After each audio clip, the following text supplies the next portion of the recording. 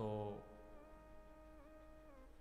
आप सभी को व्यासपीठ की तरफ से सर्वप्रथम इस पुण्यमयी पावनमयी पर्व पर नववर्ष की हार्दिक शुभकामनाएं। भगवान आपके जीवन को सदैव खुशियों से भरा रखे, आपके जीवन में हमेशा प्रकाश बनाए रखे। इन्हीं कामनाओं के साथ आज की कथा में हम प्रवेश करते हैं। वाणी शुद्धि के लिए भगवान नामोच्चारण अति आवश्यक है। आइए हम सब मिलकर के पहले 2 मिनट भगवान नामोच्चारण करते हैं। नारायणा हरिनारायणा नारायणा हरिनारायणा नारायणा नारायणा। भाव से गाइए, दोनों हाथ उठा के। नारायणा नारायणा नारायणा हरिनारायणा नारायणा नारायणा नारायणा हरिनारायणा। हे माधवा हे माधवा हे माधवा हरि हे माधवा माधवा हे माधवा हे माधवा हे माधवा। हे राधिका हे राधिका हे राधिका माहे राधिका हे राधिका हे राधिका हे राधिका हे राधिका। नारायणा हरिनारायणा नारायणा हरिनारायणा नारायणा नारायणा नारायणा हरिनारायणा। हे माधवा हे माधवा हे माधवा प्रभु हे माधवा हे माधवा हे माधवा हे माधवा हे माधवा। हे राधिका हे राधिका हे राधिका माहे राधिका हे राधिका हे राधिका हे राधिका हे राधिका।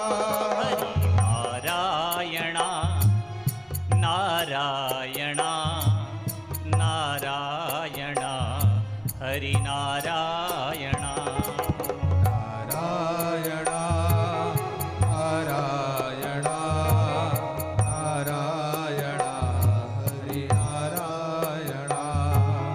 हे माधवा हे माधवा हे माधवा हे माधवा हे माधवा हे माधवा हे माधवा हे माधवा।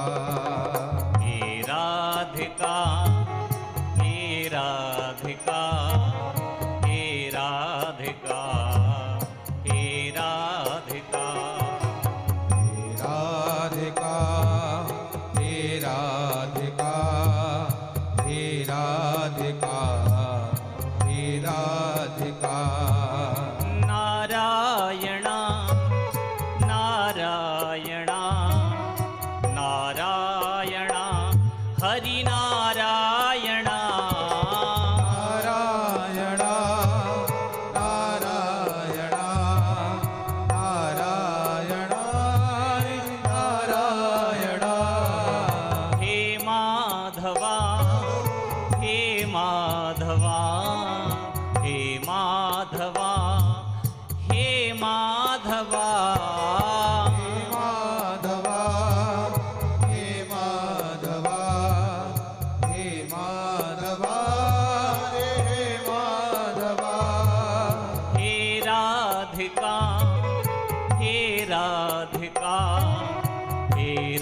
राधिका हे राधिका हे राधिका हे राधिका हे राधिका हे राधिका। बोलो नारायण हरि नारायण नारायण हरि नारायण नारायण नारायण नारायण हरि नारायण। बोलो हे माधवा हे माधवा हे माधवा हे माधवा माधवा हे माधवा हे माधवा हे माधवा। हे राधिका हे राधिका हे राधिका हे राधिका हे राधिका हे राधिका हे राधिका हे राधिका। नारायण हरि नारायण नारायण हरि नारायण नारायण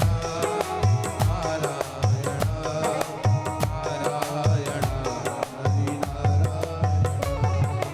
हे माधवा हे माधवा हे माधवा हे माधवा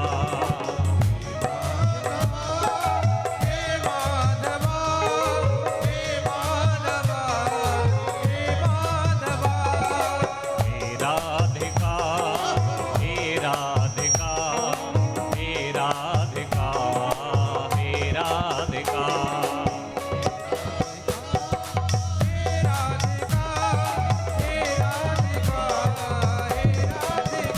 बोलो नारायण नारायण नारायण हरि नारायण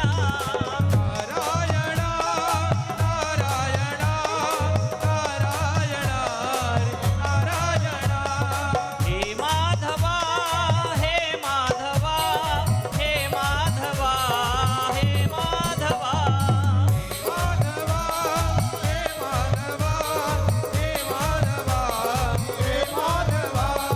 हे राधिका हे राधिका हे राधिका हे राधिका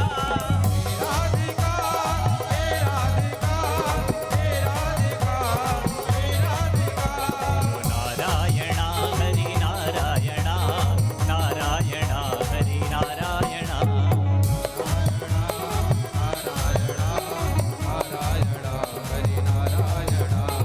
हे माधवा हे माधवा हे माधवा हे माधवा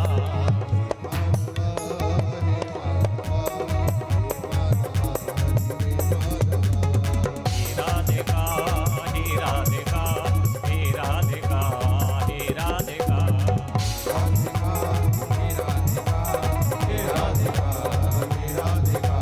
नारायण हरि नारायण नारायण हरि नारायण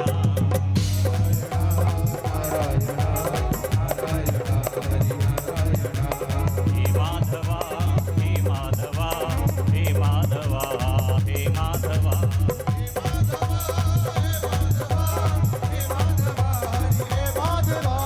हे राधिका हे राधिका हे राधिका हे राधिका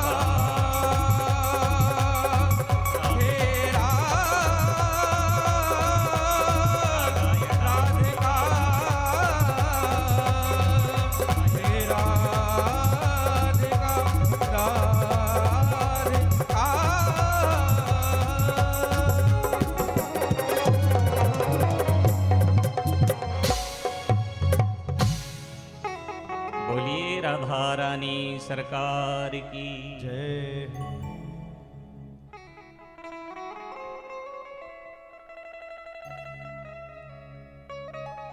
भागवत जी में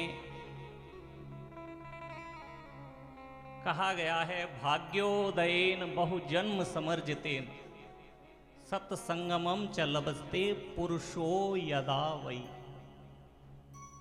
भाग्योदय बहुजन, हमारे बहुत से जन्मों के पुण्य एकत्रित होकर के एक रूप धारण कर लेते हैं। उसके बदले हमें कहीं श्रीमद् भागवत कथा सुनने के लिए प्राप्त होती है, कहीं सत्संग सुनने के लिए हमें जब प्राप्त होता है जब हमारे बहुत जन्मों के पुण्य एकत्रित हो जाते हैं। और कराने के लिए तो आप खुद अंदाजा लगा सकते हैं कितना मुश्किल काम होता है। अच्छा, एक और बात है,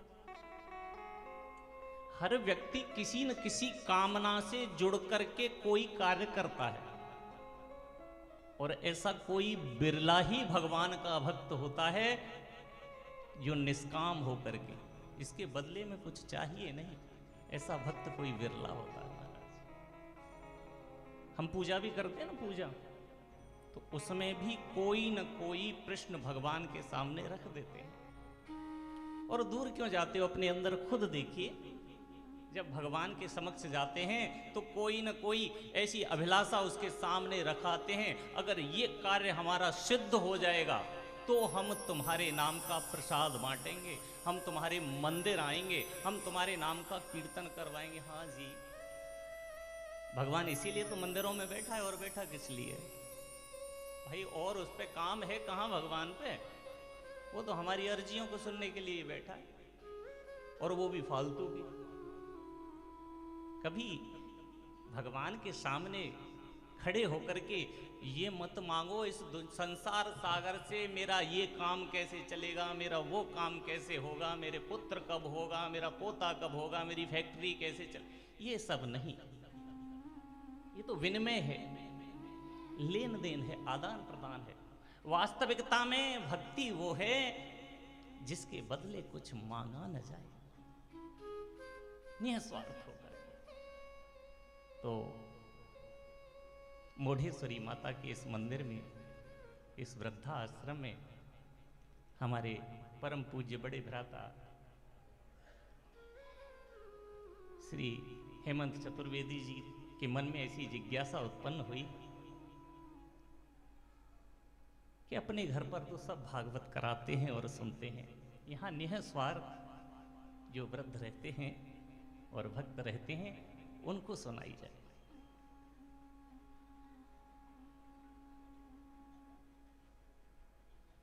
बहुत भाग्यवान वो संतान होती है महाराज।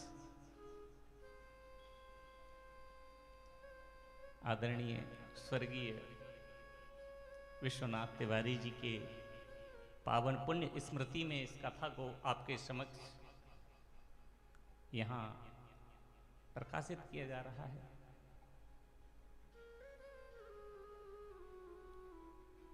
आज वो भी कहीं बैठे होंगे तो कहीं देख रहे होंगे कि वास्तव में मेरा परिवार धन्य हो गया।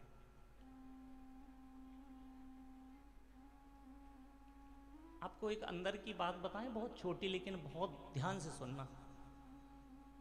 हमारे जो पितृ होते हैं ना, पितृ तो समझते हैं ना आप सब, जो यहां से गोलोकवासी हो जाते हैं वो हमारे पितृ बन जाते हैं। तो हमारे पितृ रहते कहाँ हैं?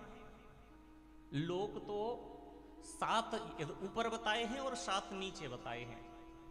ऊपर जो लोक बताए गए हैं, भू भुवः स्वः मह जन तप और सत्य, ये ऊपर के लोक हैं। तो हम जिस पृथ्वी पर रहते हैं ये भूलोक है, और इससे एक सीढ़ी ऊपर चलते हैं तो भुवः लोक है। भुवः लोक में हमारे पितृ निवास करते हैं, और पितृ निवास करते हैं। ब्राह्मणों के लिए सर्वोपरि गायत्री होती है, और गायत्री मंत्र जब बोलते हैं तो गायत्री मंत्र को तो वैसे बताया है गोपनीयम प्रयत्नतः किसी भी प्रकार से गायत्री मंत्र का उच्चारण करना नहीं चाहिए, वो गोपनीय है। लेकिन पहले के 3 शब्द आप देखिए, भू भुवः स्वः, क्या क्या हमको इससे क्या क्या मिल रहा है? तीन शब्द हैं बहुत छोटे लेकिन बहुत अंदर के हैं महाराज। भू बोलते हैं इस पृथ्वी को, इस पर हम निवास करते हैं, इस पर हम निवास करते हैं। तो इस पृथ्वी के देवता भगवान को देखा है किसी ने?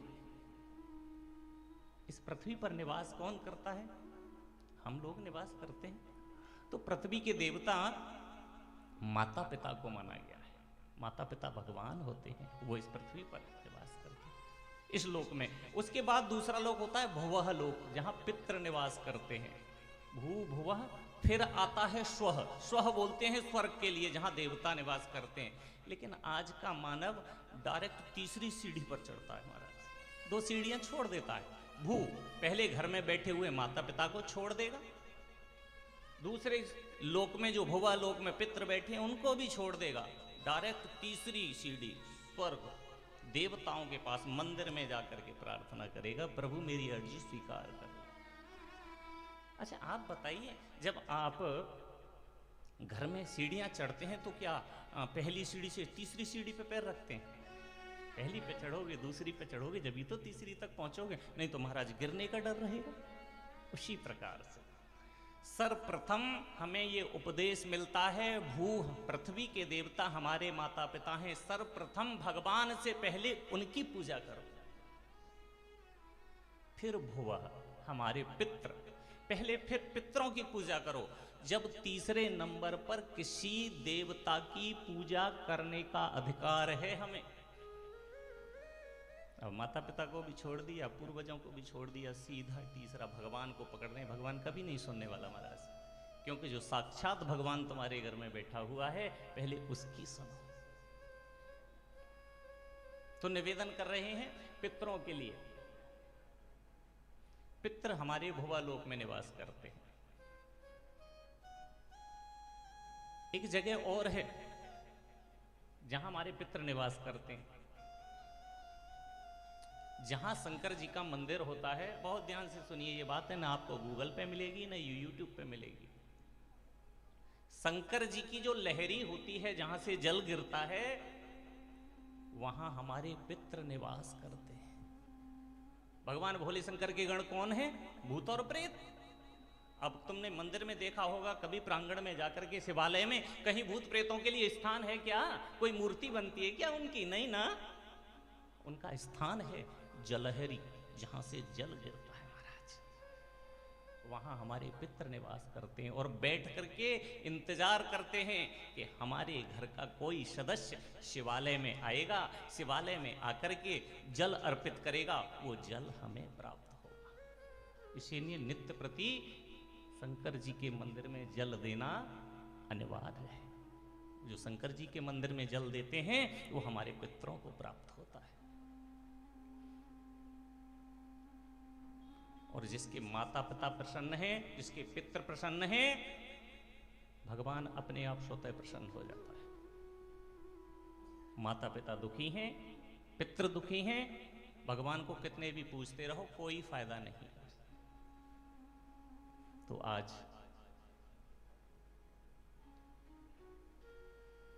विश्वनाथ तिवारी जी गोलोकवासी जहां भी विराजमान होंगे, बड़े प्रसन्न हो रहे होंगे कि मेरे कुल का उद्धार हो गया।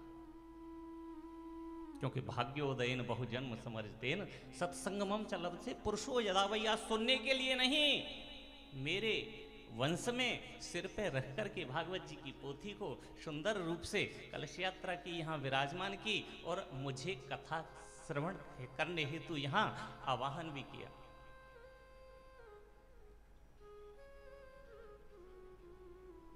पैसा तो हर व्यक्ति के पास है, लेकिन उसे खर्च कहाँ करना है ये मति किसी किसी के पास होती है। जीवन यापन में तो हम कर रहे हैं, और धन की शास्त्रों में 3 ही गति बताई है, चौथी कोई नहीं बताई। पहला, सर्वोत्तम उपयोग करो, अपने उपभोग में लो, जितना कर सकते हो अच्छे से अच्छा खाओ, अच्छे से अच्छा पहनो। दूसरा, दान करो। अगर भरण पोषण से परिवार के से बचता है तो शास्त्र के अनुसार तो दशांश दान करना चाहिए, नहीं तो वो धन अशुद्ध हो जाता है महाराज। दशांश दान करना चाहिए। और तीसरा, अगर हम 2 कार्य नहीं करते तो तीसरा इसका नाश होता है। धन की 3 गति के अलावा चौथी गति कोई नहीं होती। इस कारण से भगवान किसी किसी को यह मति प्रदान करता है कि इस धन को खर्च कहां करना है। अच्छा, लक्ष्मी जी को तो सब जानते हैं ना। लक्ष्मी जी की सवारी क्या है? उल्लू। और उल्लू को दिन में दिखाई देता है। कब दिखाई देता है? रात में दिखाई देता है। जब लक्ष्मी घर में आती है तो महाराज पहले अपनी सवारी को भेजती है उल्लू को। इंसान धन आते ही उल्लू बन जाता है। उसे फिर दिन में दिखाई नहीं देता, सीधा रात में दिखाई देता है। और रात में तो तुम्हें पता है अंधेरे में क्या क्या होता है। ये कहने की कोई आवश्यकता नहीं। तो निवेदन कर रहे हैं कि धन का सदुपयोग करना चाहिए, दुरुपयोग कभी नहीं करना चाहिए। श्रीमद् भागवत जी के विषय में श्रीमद् भागवत एक ऐसा महान ग्रंथ, भगवान का वांग्मय स्वरूप, मात्र एक ऐसा पुराण यही है जिसके सामने श्रीमद् लगा हुआ है। बाकी किसी पुराण के अंतर्गत श्रीमद् नहीं मिलेगा। श्रीमद् का मतलब क्या है? एक श्री होता है आदरवाचक, किसी को श्री कह करके, श्रीमान कह करके संबोधित किया जाता है। लेकिन यहां आदर सूचक श्री नहीं है। यहां श्री मां अंबा जगदंबा का साक्षात स्वरूप राधा रानी के लिए स्वरूप यहां प्रयोग किया गया है। श्री मद, मद के भी तात्पर्य कई बताए गए हैं। और मद का सबसे बड़ा तात्पर्य बताया गया है नशा। तो नशा कैसा? राधा भक्ति रूपी नशा। भ माने भक्ति, ग माने ज्ञान, व माने वैराग्य, त माने त्याग। ये श्रीमद् भागवत का तात्पर्य है छोटे से शब्दों में। और सिर्फ ये तात्पर्य ही नहीं है, इसके लिए इशारा करके बताया गया है कि जो कहने वाला है उसके अंदर ये 4 गुण मौजूद होने चाहिए। सर्वप्रथम भ माने भक्ति, उसके अंदर परिपूर्ण भक्ति होनी चाहिए। ग मीन्स ज्ञान, ज्ञान होना चाहिए। व मीन्स वैराग्य, वैराग्य होना चाहिए। और चौथा है त माने त्याग, त्याग की भावना जरूर होनी चाहिए। यही गड़बड़ हो जाती है। भक्ति मिल जाएगी, खूब ज्ञान भी मिल जाएगा, वैराग्य भी मिल जाएगा, लेकिन त्याग बहुत मुश्किल है मिलना।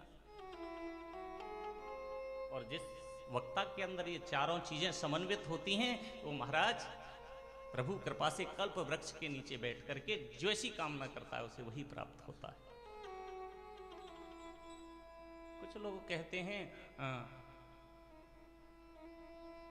कथा कहने के अधिकारी ब्राह्मण हैं। सत्य कहते हैं ब्राह्मण हैं, लेकिन अभी तक हमें तो यही नहीं पता चला कि ब्राह्मण की परिभाषा क्या है। किसी से पूछो, किसी ब्राह्मण से, आप कौन हो? बोले मैं पंडित जी। तुम कौन? बोले हम ब्राह्मण। आप कौन? बोले हम विप्र। आप कौन? बोले हम द्विज। आप कौन? बोले हम भूदेव। लेकिन शाब्दिक अर्थ जो जितने भी हैं इनका अर्थ तो निकलेगा कोई ना कोई। किसी पंडित जी को पूछा जाए, सब लोग कहते हैं समाज में, क्यों जी ये कौन है? बोले ये पंडित जी हैं।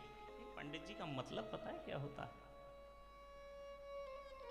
अगर पंडित जी का मतलब हमें प्राप्त करना है तो गीता में जाना पड़ेगा। गीता कहती है आत्मवत सर्वभूतेषु यह पश्यति सह पंडितः। अपनी आत्मा का स्वरूप हर किसी में देखे वो पंडित है। और उसी का ट्रांसलेट तुलसीदास जी महाराज करते हैं।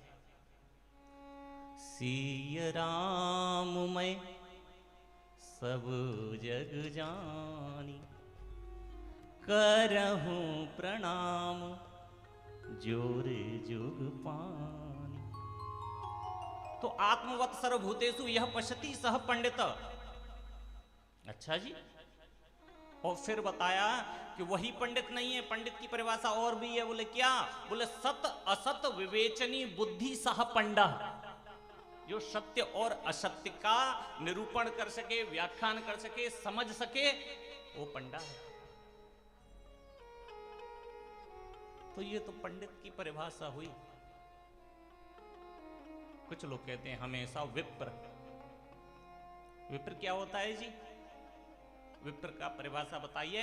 विशिष्ट प्रज्ञातो सह विप्र, किसी एक विषय में उस बहुत निपुण हो वो विप्र है।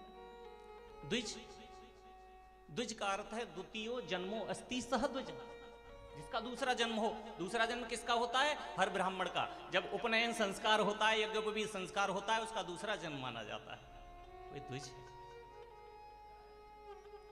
एक होता है ब्राह्मण। ब्राह्मण किसे कहते हैं?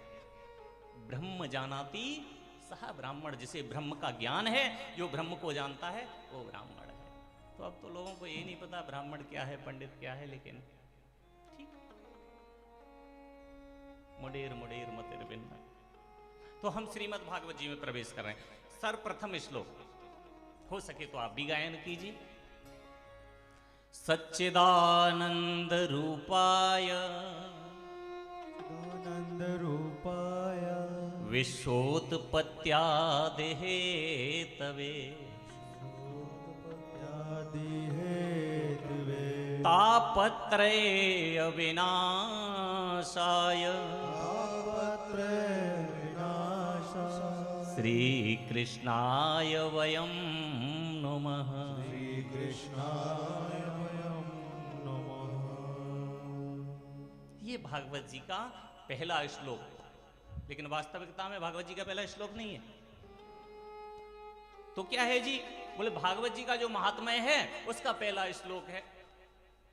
हमने कहा अच्छा जी, हमने किसी से कहा अच्छा तो ये भागवत जी का नहीं है तो पद्म पुराण का है। बोले हाँ, पद्म पुराण में से ही तो लिया गया है महात्म्य, पद्म पुराण का है। हमने जी एक दिन पद्म पुराण खोल करके उनके सामने रख दिया, भैया जरा देख के बताना ये श्लोक कहाँ है। तो पद्म पुराण में भी नहीं मिला। तो ये श्लोक कहां से आ गया? 99.99% भागवत प्रवक्ता इस श्लोक की खोज नहीं कर पाए। न पद्म पुराण में मिला, न भागवत जी में मिला। कहां मिला? बोले वृंदावन में एक संत हुए बड़े महाराज श्री अखंडानंद सरस्वती जी महाराज, उन्होंने इसका लेखन किया और लेखन करने के बाद इसको गीता प्रेस गोरखपुर को दिया और वहां से इसको भागवत जी के महात्म्य के पहले श्लोक के रूप में, क्योंकि इसमें भगवान की परिभाषा बताई गई है, भगवान के स्वरूप की परिभाषा बताई गई है, इसलिए इस श्लोक को यहाँ वर्णित कर दिया गया। न ये पद्म पुराण में है न भागवत जी में है।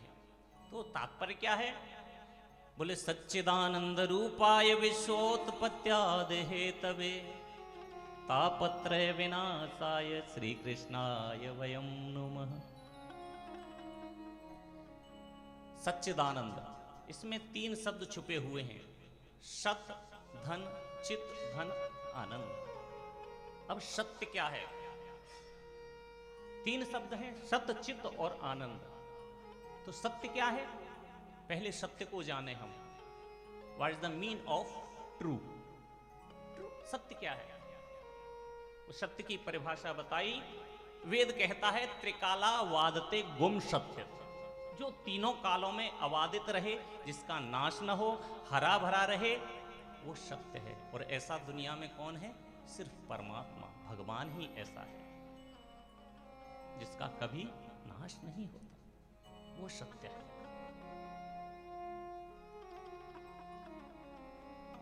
फिर चित्त, चित्त क्या है? चित्त है प्रकाश। प्रकाश मीन्स ज्ञान रूपी प्रकाश, ऊपर से जो हमें ज्ञान प्रकाश के रूप में प्राप्त हो रहा है वो चित्त है। और आनंद, आनंद की परिभाषा तो महाराज, आनंद एक ऐसी वस्तु है जिसका वर्णन जीभ से किया ही नहीं जा सकता।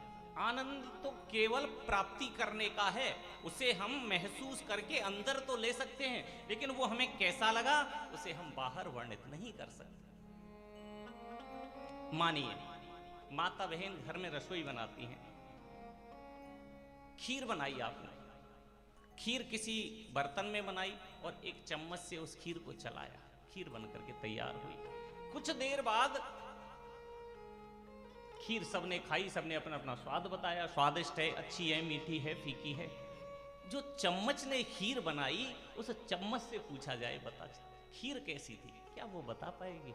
उसी प्रकार से, जिस प्रकार से चम्मच बता नहीं सकती, दिन रात उसमें घूम तो रही है महाराज, जब तक खीर बन रही है चला तो उसे रही है, लेकिन वो बता नहीं सकती कि ये आनंद मुझे कैसा लग रहा है। उसी प्रकार से हम आनंद महसूस तो करते हैं, भगवान के इर्द गिर्द घूमते हैं, ध्यान लगाते हैं, मन में नाना प्रकार के संकल्प उठते हैं, लेकिन हम बाहर उसे वर्णित नहीं कर पाते कि आनंद वास्तविकता में है क्या। सत्य, चित्त और आनंद, और इसके तीन ही स्वरूप बताए गए हैं। सत्य क्या है, चित्त क्या है और आनंद क्या है, तीन शब्द यहां दिए गए, और तीनों ही देवताओं के लिए दिए गए, ब्रह्मा, विष्णु, महेश। क्योंकि ब्रह्मा जी सृष्टि उत्पत्ति करते हैं, विष्णु भगवान उसका पालन करते हैं, और शंकर भगवान सृष्टि का प्रलय कर देते हैं। आपने दैनिक प्रयोग में देखा होगा, बच्चे बोलते हैं ना, भगवान कौन है, बोले God. What is the mean of God? G dot O dot D dot is equal to God. G for generator, O for operator, D for destroy.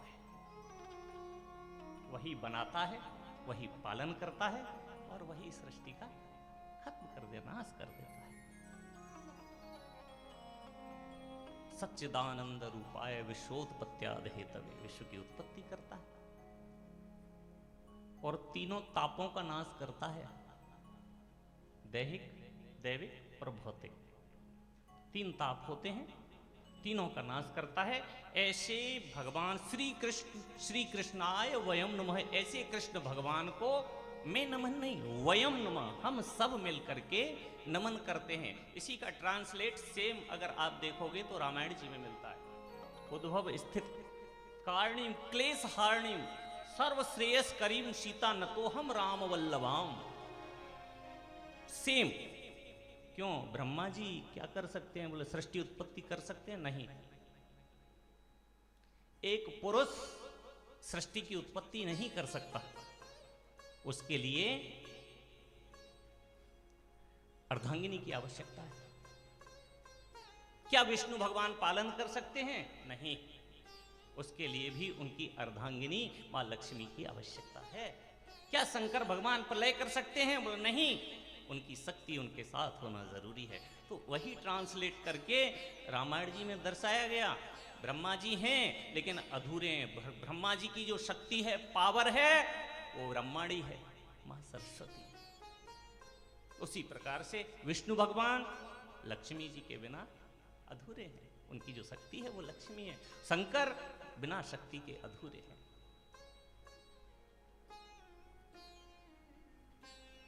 और आज तो पहला नवरात्र भी है, और वही शक्ति अनेक रूप धारण करके इस संसार में, जगत में हम सबका मात्र रूप में भरण पोषण कर रही है। कौन सी है वो माता? आज पहला नवरात्र होता है मां शैलपुत्री का, वही तो नॉर्मल सी सबको बात पता है। क्लीम मंत्र जानते हैं आप? क्लीम मंत्र, माता जी का जो मंत्र होता है वो क्लीम मंत्र होता है। ऐंग ह्रीम क्लीम। कभी इसका मतलब, एकाक्षर के मंत्र हैं, लेकिन पता किया इसका मतलब क्या है? ऐंग, ऐंग किसके लिए उपयोग किया गया है? मां सरस्वती के लिए। ह्रीम, ह्रीम मतलब मां लक्ष्मी जी। क्लीम मां कालिका। ऐम ह्रीम क्लीम। और मां के तीन ही स्वरूप, इधर भगवान के भी तीन ही स्वरूप, ब्रह्मा विष्णु महेश, और इधर माता जी के तीन स्वरूप, मां सरस्वती, मां लक्ष्मी और मां कालिका। आज प्रथम नवरात्र है, हम सब मिलकर के माता जी को नमन करें। मां कैसी है? इधर सच्चिदानंद रूपाय विश्वोत्पत्त्याद हेतवे तापत्रय विनाशाय श्री कृष्णाय वयं नमः। आनंदमयी चैतन्यमयी सत्यमयी परमेश्वरी माँ सत्यमयी परमेश्वरी। माँ के तीनों स्वरूपों का वर्णन है, और जो भक्त मन से इस एकाक्षर बीज के साथ इस कीर्तन को माता जी के को गाता है, माँ उसे पूर्ण फल प्रदान करती है। तो आप सब मिलकर के गाइए ना मेरे साथ। आनंदमयी आनंदमयी चैतन्यमयी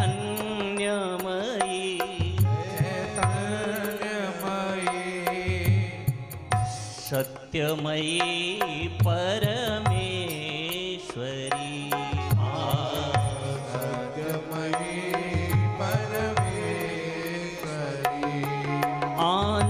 आनंदमयी चैतन्यमयी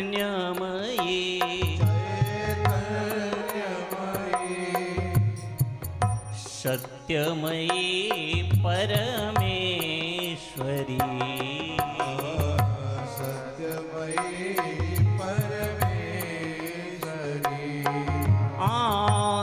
आनंदमयी चैतन्यमयी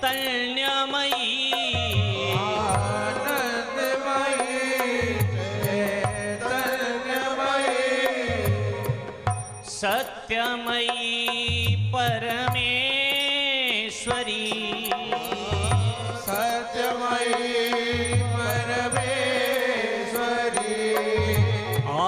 आनंदमयी चैतन्यमयी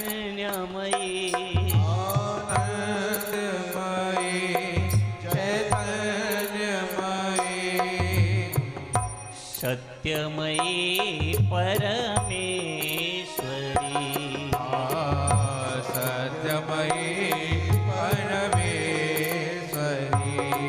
करुणामयी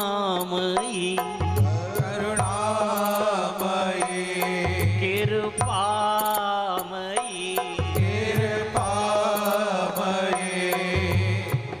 दयामयी परमेश्वरी।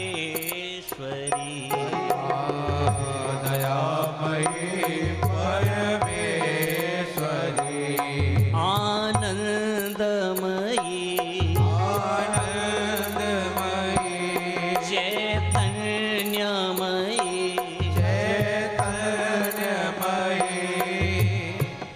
सत्यमयी परमेश्वरी।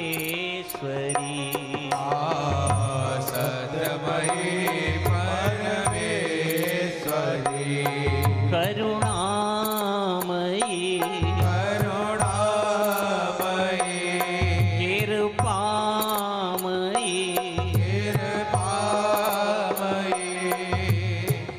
दयामयी परमेश्वरी।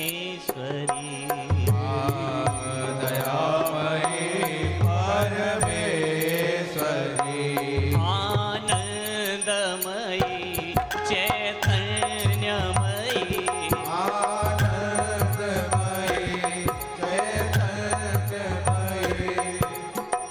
सत्यमयी परमेश्वरी।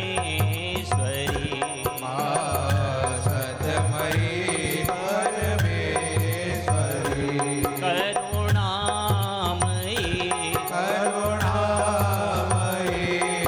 कृपामयी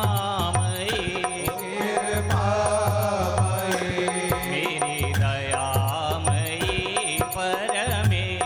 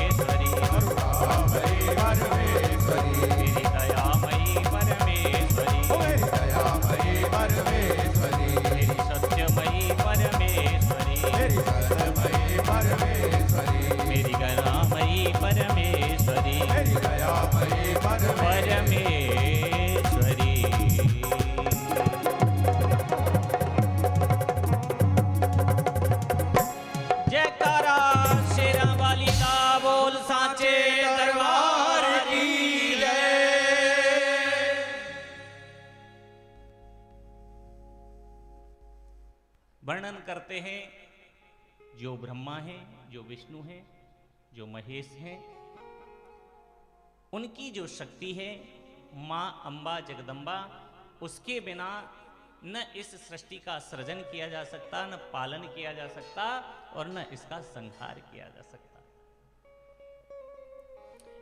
निवेदन कर रहे हैं कि ये तो भागवत जी का पहला श्लोक नहीं है, न पद्म पुराण का। तो पद्म पुराण का जो भागवत जी के महात्म्य का पहला श्लोक है वो क्या है?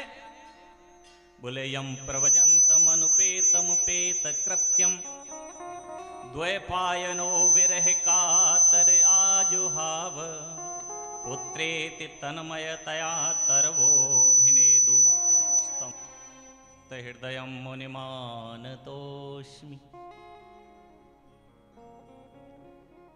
वर्णन किया है सुखदेव जी महाराज अपनी मां के घर में 12 वर्ष तक रहे। अलौकिक बात है। और जन्म लेते ही अपने नार को, नार बोलते हैं ज्ञान को, अपने ज्ञान को कंधे पर डाल करके चल दिए वन की तरफ। पीछे से पिताजी व्यास जी महाराज पुत्र पुत्र करते हुए रोकने का प्रयास करते हैं, लेकिन नहीं रुके। उधर सुखदेव जी ने तो नहीं जवाब दिया, लेकिन वृक्षों ने सुखदेव के रूप में व्यास जी को जवाब दिया। हे व्यास जी, आप पुत्र के मोह में इतना क्यों व्याकुल होते हो? अरे हमें देखो, हमारे पुत्र रूप में वृक्षों के ऊपर जो फल आते हैं उन्हें डेल मार मार करके, तोड़ तोड़ करके, पत्थर मार के, डंडे से और लोग ले जाते हैं, लेकिन हम फिर भी कुछ नहीं कहते। तो आप पुत्र का इतना क्यों वियोग करते हो? आपको वियोग नहीं करना चाहिए। यहां पर सुखदेव जी की वंदना की गई और सुखदेव जी की वंदना करने के बाद श्री व्यास जी महाराज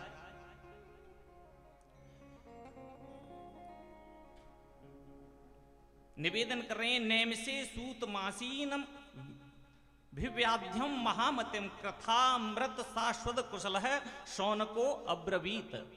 हमारे शास्त्रों में किसी भी कथा का शुभारंभ होता है तो कहां से होता है? नैमिषारण्य से।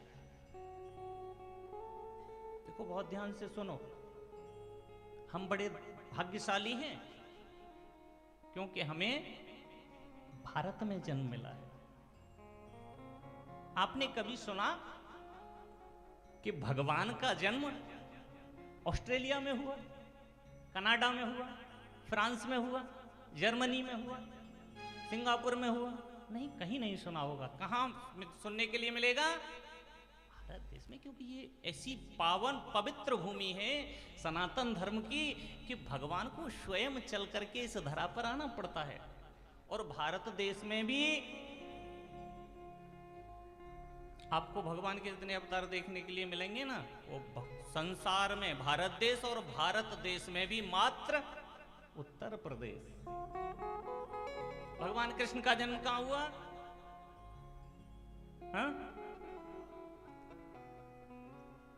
भगवान राम और भगवान भोलेनाथ कहां विराजते हैं? उत्तर प्रदेश से बाहर नहीं है ना। और आगे अभी भी जब कलयुग के कुछ समय, कुछ वर्ष शेष रह जाएंगे, तब भी भगवान का जन्म कहां होगा? उत्तर प्रदेश में, मुरादाबाद डिस्ट्रिक्ट में। अब संभल डिस्ट्रिक्ट कर दिया, संभल डिस्ट्रिक्ट में ही होगा। तो ये इतनी पवित्र भूमि है महाराज इस देश की कि भगवान स्वतः आकर के यहां जन्म लेते हैं। तो निवेदन कर रहे हैं, जिस किसी भी पुराण का शुभारंभ होता है वो नैमिषारण्य से होता है। और नैमिषारण्य कहां है? उत्तर प्रदेश में। अच्छा, आप गए हैं नैमिषारण्य कभी? नहीं गए? जाइए, जरूर जाइए। कितनी पवित्र भूमि है संतों की। कहां पर है? लखनऊ के पास सीतापुर डिस्ट्रिक्ट में। बहुत सुंदर जगह। जिस पुराण को आप खोलोगे, 18 पुराणों का शुभारंभ वहीं से मिलेगा। क्योंकि भगवान ने अपना सुदर्शन जब छोड़ा तो ऋषिगण उसके पीछे पीछे चले, तो वहां जाकर के वो विदीर्ण हो गया। वहां चक्र का आज भी निशान बना हुआ है, चक्र स्थल तीर्थ बोलते हैं उसे। तो वहां से शुभारंभ होता है। वहां पर सूत जी महाराज सौनकादिक 88,000 ऋषियों को निरंतर रूप से बिना रुके कथा का श्रवण कराते रहते हैं। आज भी वो अदृश्य रूप से हैं, बेशक हमें दिखाई न दें, लेकिन वहां कभी कथा बंद नहीं होती। सौनकादिक ऋषि सूत जी महाराज से कहते हैं, अज्ञान ध्वांत विध्वंस कोटि सूर्य समप्रभ सूताख्या हि कथा सारम मम कर्ण रसायनम। सौनकादिक ऋषि कहते हैं सूत जी से, कुछ ऐसा सुनाओ जो हमारे कानों को प्रिय लगे, कानों को प्रिय, हमारे कर्ण प्रिय हो।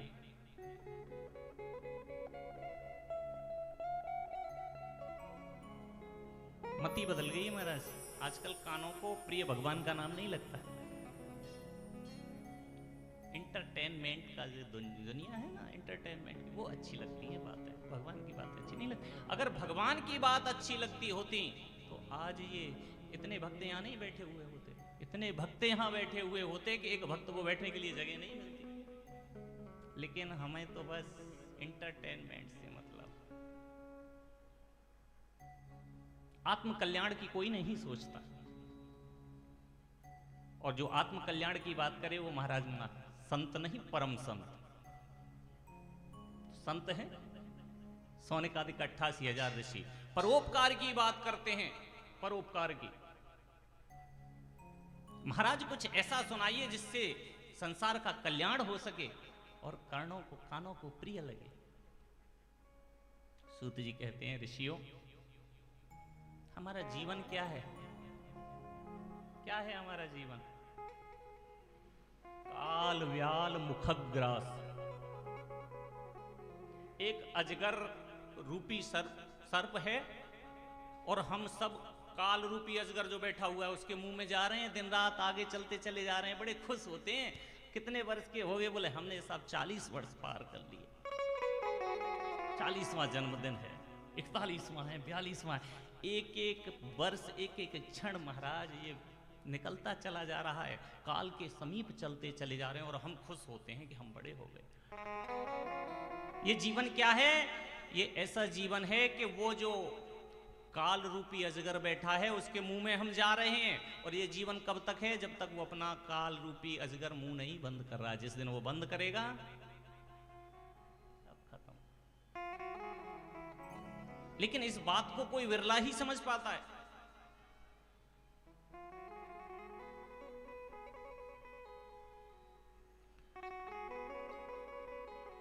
और आप जितने मोह में फंसोगे ना महाराज, उतने भसते चले जाओगे।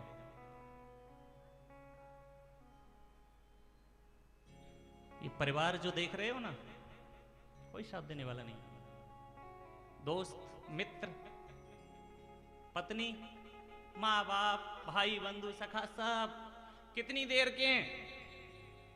जब तक ये तुम्हारी पलकें खुली हुई हैं ना, तब तक ये सब तुम्हारा मोह है। और नहीं तो किसी का नहीं। बहुत सुंदर बात गीता में दर्शाई गई है और गीता को ट्रांसलेट करके रविंद्र जैन जी ने बहुत प्यार से समझाई। बोले ये रिश्ते क्या हैं? बोले 4 दिनों की प्रीत जगत में 4 दिनों के नाते हैं। पलकों के पर्दे पड़ते ही सब नाते मिट जाते हैं। ये जब तक पलक खुले हैं ना सारे संबंध हैं, और ये पलक बंद रिश्ते खत्म। और एक विशेष बात और बताई, घर के स्वामी के जाने पर घर की शुद्धि कराते हैं। क्यों जी, ऐसा क्या हो गया उसमें कि कहते हैं नहीं नहीं यहाँ डेड बॉडी रखी थी, इसे हटाओ, यहाँ पानी छिड़को, साफ करो। भूत बन के आ जाएगा। घर के स्वामी के जाने पर घर की शुद्धि कराते हैं।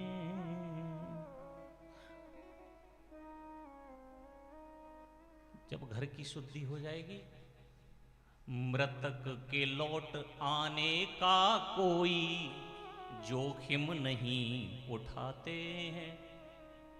रिस्पॉन्सिबिलिटी मत रखो ज्यादा, इसको जाने दो, नहीं तो कहीं भूत बन के वापस आ गया तो परेशानी खड़ी हो जाएगी। चौथे से 40वें दिन तक, ये बहुत इंपॉर्टेंट बात है, ध्यान रखना। चौथे से 40वें दिन तक हर एक रस्म निभाते हैं। ये भी खत्म होता जा रहा है अब। वास्तविकता में 40 दिन के सूतक होते हैं। अगर हमारे घर में कोई बच्चा जन्म लेता है तब भी 40 दिन के सूतक, और घर का कोई व्यक्ति गुजर जाए, मृतक की अवस्था में हो जाए, तो भी 40 दिन के सूतक रहते हैं। लेकिन कहाँ मानते हैं, अब कहाँ मानते हैं सूतक। अब तो बस पहुंचो शमशान में, वहां उधर चिता जलाई, बोले होटल पे फोन कर दिया, तैयार रखो भोजन पानी, आ रहे हैं। कहाँ है? और फिर कहते हैं अरे शुद्धता पवित्रता, आए कहाँ से तो शुद्धता पवित्रता। हम नियमों को फॉलो करते ही नहीं है। रूल्स जब तक फॉलो नहीं करोगे महाराज तो कैसे काम चलेगा। फिर कहते हैं सनातन पीछे हो रहा है। सनातन अपने आप पीछे होगा। तो कहने का तात्पर्य, इस विषय में फिर बाद में किसी दिन छेड़ेंगे, आज हमको कथा को आगे तक पहुंचाना है। निवेदन किया ऐसा कुछ सुनाओ जो हमारे कानों को प्रिय हो। नाना प्रकार से 6 प्रश्न किए हैं। मानव का परम धर्म क्या है, मानव को क्या करना चाहिए, भगवान किसको प्राप्त होते हैं, भगवान अगर अजन्मा है तो वो देवकी के और कौशल्या के गर्भ से जन्म लेकर के कैसे आया। नाना प्रकार के 6 प्रश्न किए और भगवान ने नाना प्रकार से उसके उत्तर दिए हैं संपूर्ण इस भागवत जी में। निवेदन कर रहे हैं। सूत जी महाराज बोले, एक बार की बात है, एकदा हि विशालायां 4 ऋषयो मलाः सत्संगार्थ समायाता दद्रशु ततस्त्र नारदम। एक बार की बात है, ब्रह्मा जी के 4 पुत्र हैं, मानसिक पुत्र, जिनको हम जानते हैं सनक, सनंदन, सनातन और सनत कुमार। और उनकी एक विशेषता और है, क्या? बोले ब्रह्मानंद सदा लीना, ब्रह्मानंद सदा लीना, देखूं बालक बहु कालीना,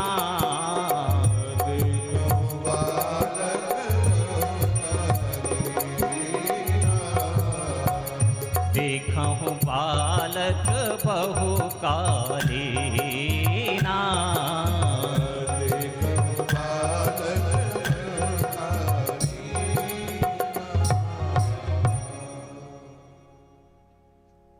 इनको वरदान लगा हुआ है, 4 ऋषियों को वरदान लगा हुआ है। इनकी अवस्था हमेशा 5 वर्ष की रहती है, न बढ़ती है न घटती है। तो ऐसे ब्रह्मा जी के 4 पुत्र बद्री विशाल में जा रहे हैं। उसी समय नारद जी से भेंट हुई। नारद जी घूमते, क्यों, नारद जी भी ब्रह्मा जी के पुत्र हैं, मानस पुत्र हैं। तो जब नारद जी जा रहे हैं और उधर से 4 कुमार आ रहे हैं बद्री विशाल से, नारद जी ऊपर जा रहे हैं, वो ऊपर से नीचे आ रहे हैं, दोनों का मिलन हो गया। नारद जी ने प्रणाम किया, बड़े भ्राता प्रणाम करते हैं। प्रणाम करने के बाद 4 भाइयों ने देखा कि नारद जी का जो तेज है ना चेहरे का, वो क्षीण हो चुका है। पूछने लगे, आप तो संत हो, आपके चेहरे का तेज कैसे क्षीण हो गया? आपको किसकी चिंता है? आपको तो दुनियादारी से कोई मतलब नहीं है, गृहस्थियों से कोई मतलब नहीं है। गृहस्थ में जो लोग रहते हैं उनके भाई महाराज टेंशन रहती है। टेंशन बहुत है ना आजकल, है कि नहीं? सबको है ना, मुझको ही है, सबको है ना। हाँ, टेंशन बहुत है, और टेंशन बहुत खतरनाक चीज होती है। 10 माने होता है 10 और सन मीन्स होता है सूरज। एक सूरज की गर्मी तो महाराज जलती नहीं, देख रहे हो टेम्परेचर 40 तक जा रहा है। और 10 सूरज की गर्मी जब बढ़ जाएगी यहां तो क्या होगा, खुलने का डर है इसका। इसलिए टेंशन मत करो, न टेंशन देने का न टेंशन लेने का। टेंशन को खत्म करो। टेंशन कैसे खत्म होगी? सूर्य की गर्मी कैसे शांत होती है? जल से होती है ना। तो जल का मतलब होता है ज्ञान रूपी जल, ठंडा रखो। तो जो 4 ऋषि हैं उन्होंने नारद जी को देखा, बोले आप महाराज क्यों चिंता करते हो, आप तो गृहस्थी नहीं हो। और कहने लगे कथम ब्रह्मादीन मुखम कुतश्चिंतातुरो भवान त्वरितम गम्यते कुत्र कुतश्चागमनम तव। एक बार में कई प्रश्न कर दिए नारद जी से, एक बार में कई प्रश्न। बोले क्या? बोले कथम ब्रह्म दीन मुखम, कहो तुम्हारा जो चेहरा है क्यों दुखी क्यों हो? कुतश्चिंतातुरोवन, आपकी चिंता का क्या कारण है? त्वरितम गम्यते कुत्र, कहां से आए हो? और कुतश्च गमनम, तो कहां जा रहे हैं?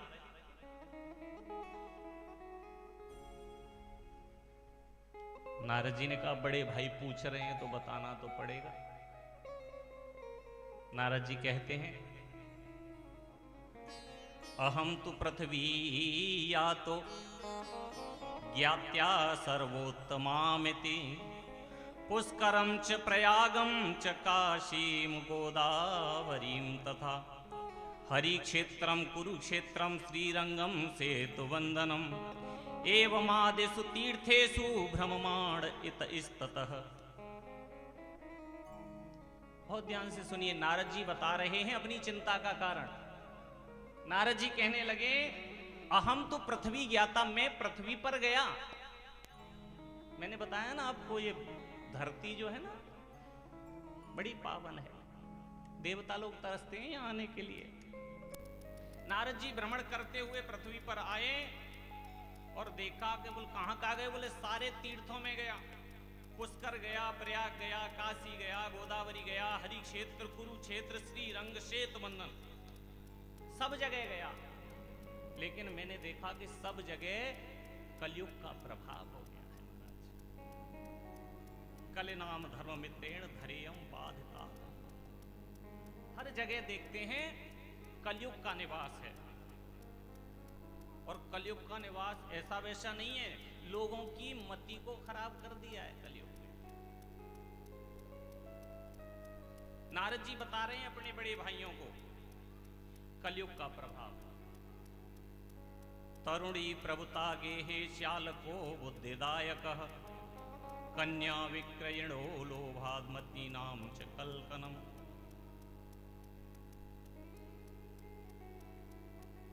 यहां किसी की स्थिति ठीक नहीं है। जिसके पास धन है वो और कामना कर रहा है, जो गरीब है वो थोड़े धन की कामना कर रहा है, जिसके पास थोड़ा है वो ज्यादा की कामना कर रहा है। तो यहां तक संतों के विषय में भी बताया कि कलयुग का प्रभाव संतों के ऊपर चढ़ गया है। संतों की मति बदल गई है। संतों को दुनियादारी से कोई मतलब नहीं होता, लेकिन वो माया के प्रपंच में पड़े हुए हैं। तो मैंने सोचा कि चलो संतों को छोड़ो, गृहस्थियों में जाकर के देखूं गृहस्थी सुखी हो। तो गृहस्थियों की तो और स्थिति खराब है महाराज। बोले क्या? तरुणी प्रभुता गेहे, घर में पत्नी की चलती है, पति की नहीं चलती, पत्नी चलती है। मैं नहीं कह रहा, नारद जी कह रहे हैं इस बात। बोले कितनी चलती है? बोले बिना उनके पूछे तो घर में कोई काम हो ही नहीं सकता। अगर हो भी गया भूल से तो फिर पता है शाम को क्या होगा। होम मिनिस्टर है ना। चलो पत्नी की चलती है, अच्छी बात है। बोल और बोले श्याल को बुद्धिदायक। यहीं तक बात सीमित नहीं है। कोई परामर्श की आवश्यकता होती है तो भाई से नहीं लिया जाता, पिताजी से नहीं लिया जाता। साल को बुद्धिदायक, साली साहब को बुलाया जाता है। आप बताइए क्या हुआ है? कन्या विक्रयण, कन्याओं का विक्रयण हो रहा है। तुलसीदास जी ने भी बहुत सा वर्णन किया है। ससुरार प्यारे लगी जब त्रिपुर कुटुंब भये तब थे। जब व्यक्ति का विवाह हो जाता है ना, फिर घर के जो परिवार वाले सदस्य होते हैं ना, रिपरूप कुटुंब भय तब शत्रु दिखाई देते हैं। और वास्तविकता में शादी ऐसा लड्डू है महाराज,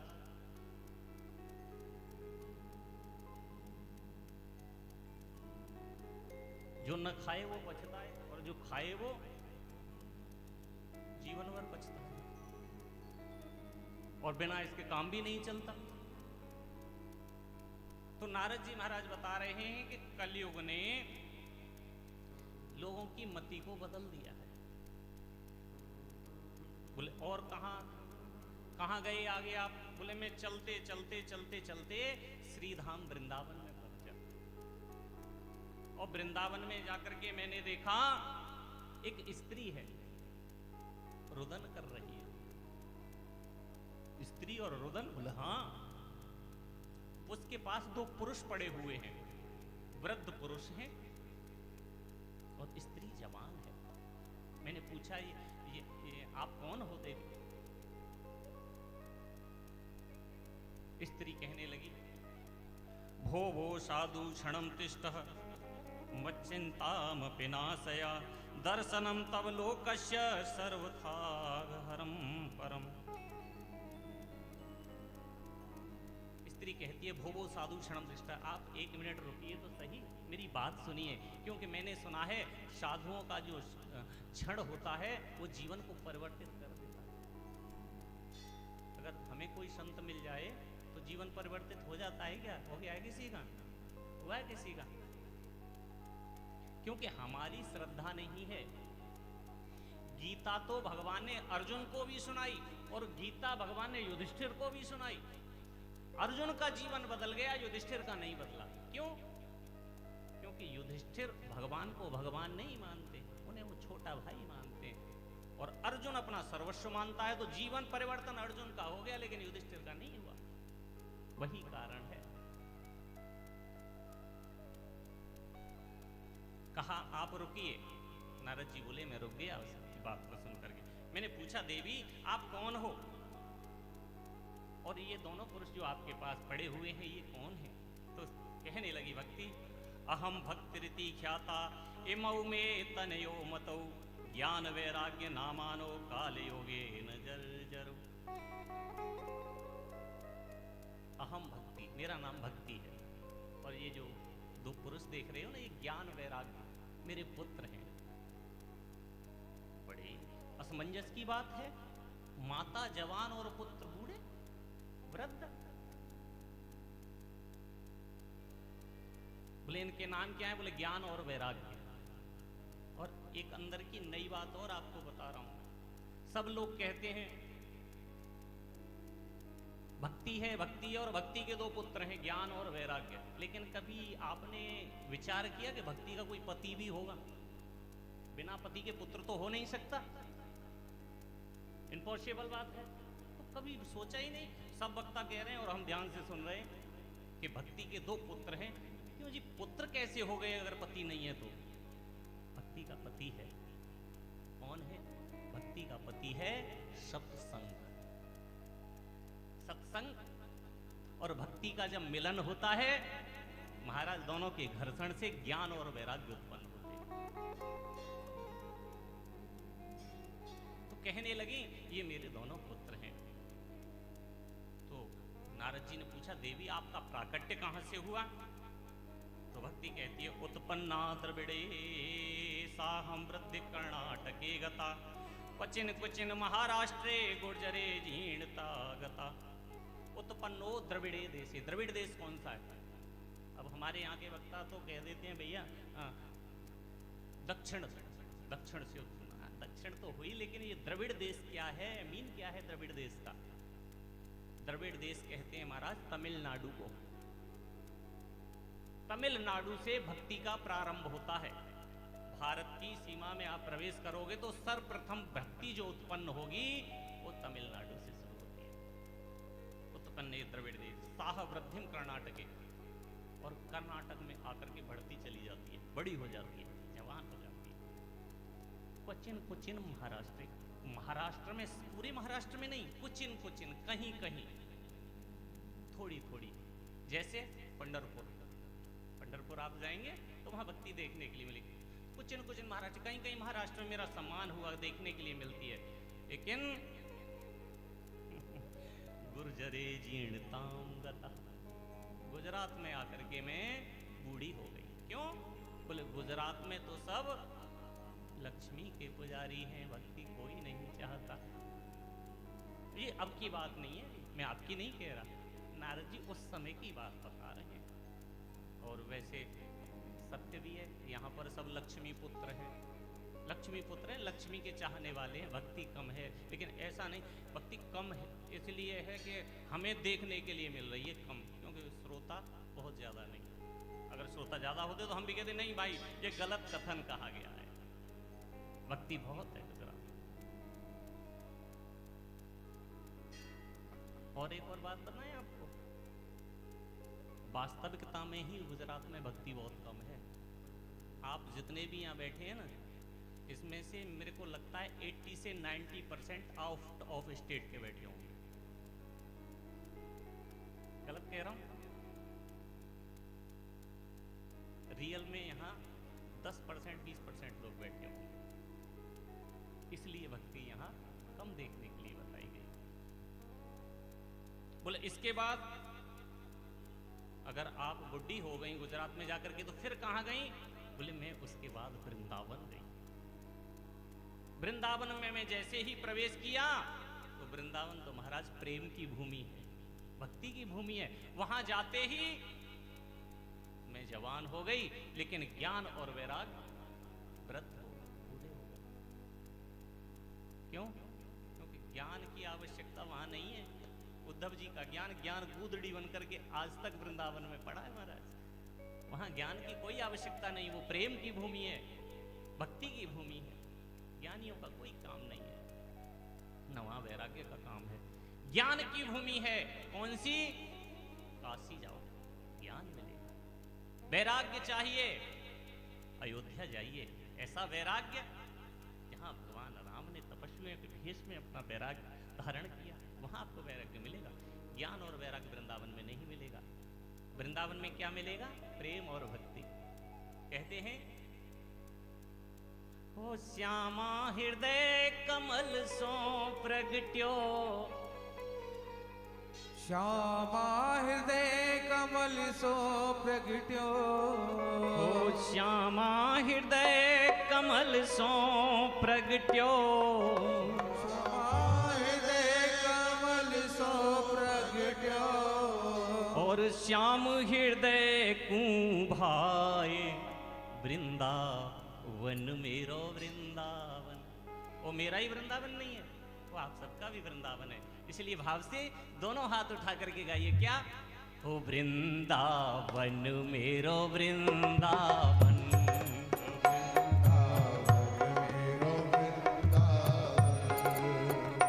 ओ श्यामा हृदय कमल सो प्रगट्यो, श्यामा हृदय कमल सो प्रगट्यो, श्यामा हृदय कमल सो प्रगट्यो, श्यामा हृदय कमल सो प्रगट्यो, और श्याम हृदय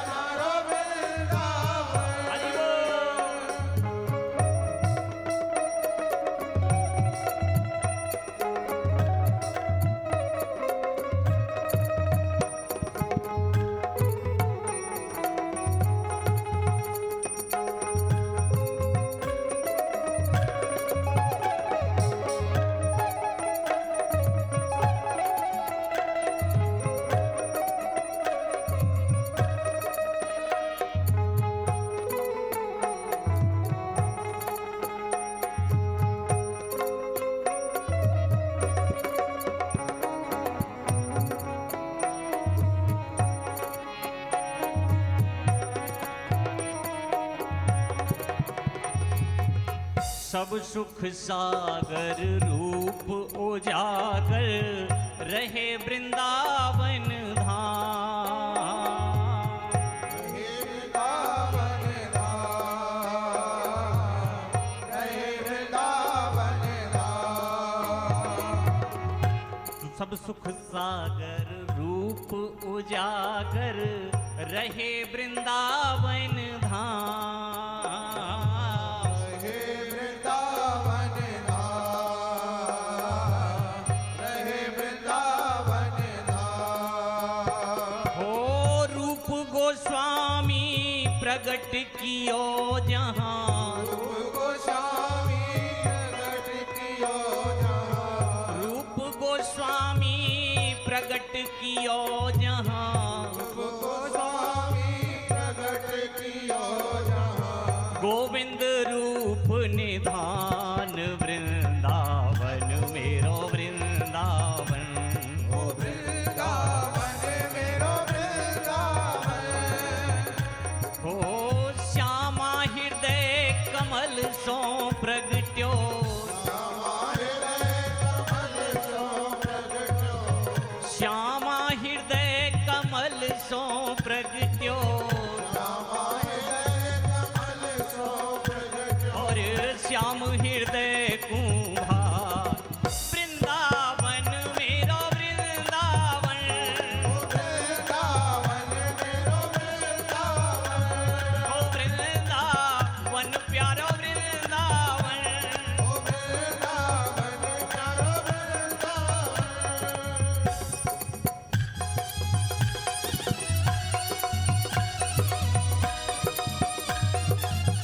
हरि बोल।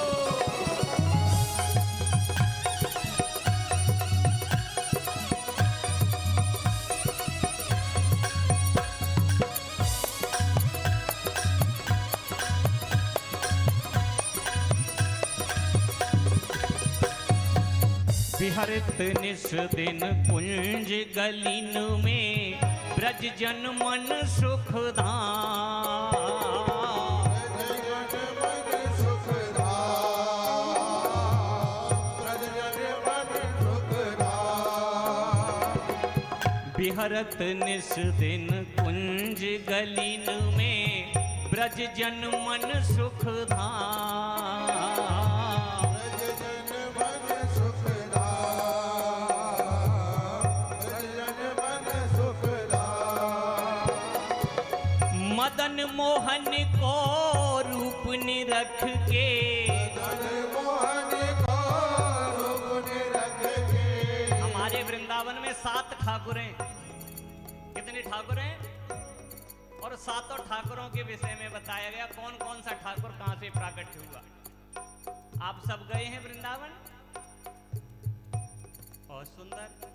जो गए हैं वो अच्छी बात, जो नहीं गए वो जरूर जाइए। ऐसा प्रेम देखने के लिए नहीं मिलेगा। कैसे ठाकुर?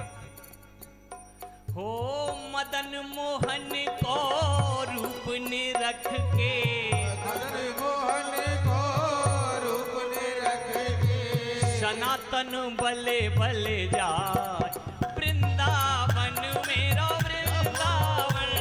ओ वृंदावन मेरो वृंदावन। ओ वृंदावन प्यारा वृंदावन। ओ वृंदावन प्यारो वृंदावन। हो श्यामा हृदय कमल सो प्रगट्यो। श्यामा हृदय कमल सो प्रगट्यो। श्यामा हृदय कमल सो प्रगट्यो। और श्याम हृदय कुम्हार वृंदावन मेरो वृंदावन। वृंदावन मेरो वृंदावन। ओ वृंदावन प्यारो वृंदावन। वृंदावन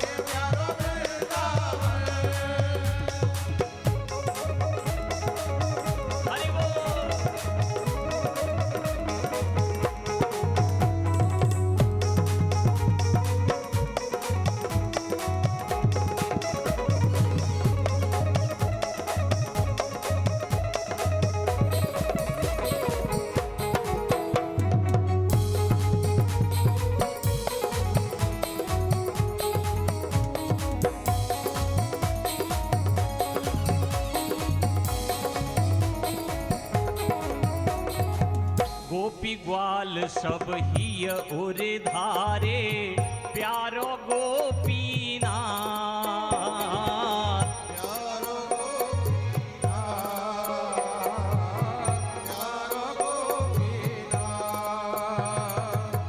गोपी ग्वाल सब ही उर धारे प्यारो गोपीनाथ।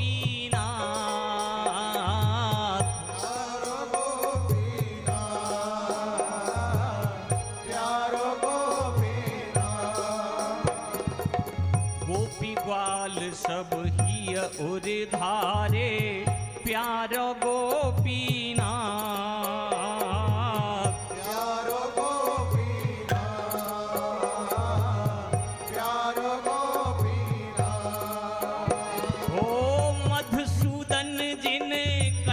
लगायो मधुसूदन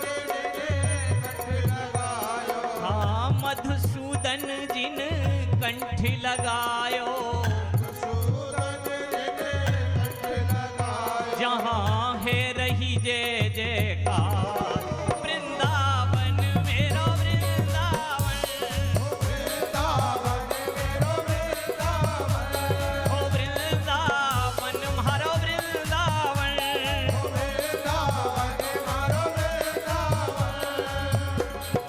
गोपाल भट्ट की हृदय वेदना प्रगट्यो सालेग्राम।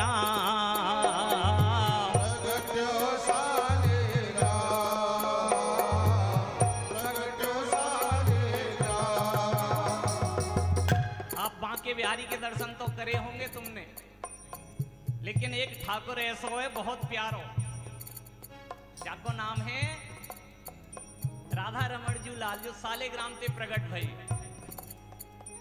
सालेग्राम की जो शिला है वे करे ना गोपाल भट्ट जी नित्य प्रति पूजा करो कने। और जब चलवे की आस टूट गई, चलना मुश्किल हो गया, उनका नियम था कि गोवर्धन की नित्य प्रति परिक्रमा करते थे। और जब असमर्थ हो गए चलने में तो रोने लगे, कहने लगे प्रभु अब मैं चल ही नहीं सकता, आपकी परिक्रमा कैसे करूंगा। भगवान ने रात को सपना दिया, गोपाल भट्ट तुम रो मत, मैं स्वयं चल करके तुम्हारे पास आऊंगा। और प्रातः काल जिस सालेग्राम की पूजा करते थे, चमत्कार हो गया। प्रातः काल देखा कि सालेग्राम की जो शिला थी वो पिघल करके भगवान के स्वरूप के आकार धारण कर लिया। बहुत रोए, प्रभु आपने मेरी विनती सुन ली। उसी का वर्णन कर रहे हैं। गोपाल भट्ट की हृदय वेदना प्रगट्यो सालेग्राम। प्रगट्यो सालेग्राम, प्रगट्यो सालेग्राम। हो रूप सुधा को खान हमारो,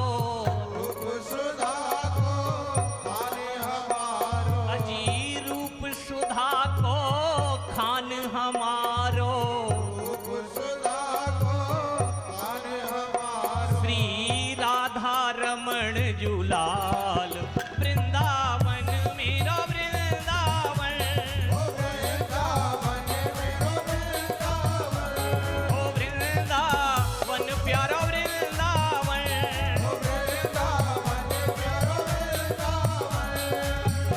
ओ श्यामा हृदय कमल सो प्रगट्यो। अजी श्यामा हृदय कमल सो प्रगट्यो। और श्याम हृदय कुंभाई वृंदावन मेरो वृंदावन। ओ वृंदावन प्यारो वृंदावन। वृंदावन मेरो वृंदावन। ओ वृंदावन मेरो वृंदावन। बोलिए वृंदावन बिहारी लाल की। श्री राधे। 2 मिनट यहाँ का नियम है भोलेश्वरी माता का 6:30 बजे माता जी की आरती होती है, तो आप 2 मिनट के लिए माता जी की आरती के समय, उसके बाद बाकी आधे घंटे और कथा चलेगी। और आज सुंदर बाके बिहारी, आप लोग द्वारिका गए ना, वृंदावन गए, बाके बिहारी देखें, सुंदर बाके बिहारी जिनको देखनी हो तो आधा घंटा आपको बैठना पड़ेगा। जो आपने वृंदावन नहीं गया हो, बाके बिहारी जी नहीं देखा हो, तो वो बाके बिहारी जी आज यहाँ आएंगे और उनके दर्शन करनी हो तो यहाँ दर्शन होगा। 2 मिनट आप सब खड़े हो जाएं, माता जी की आरती। जय आदि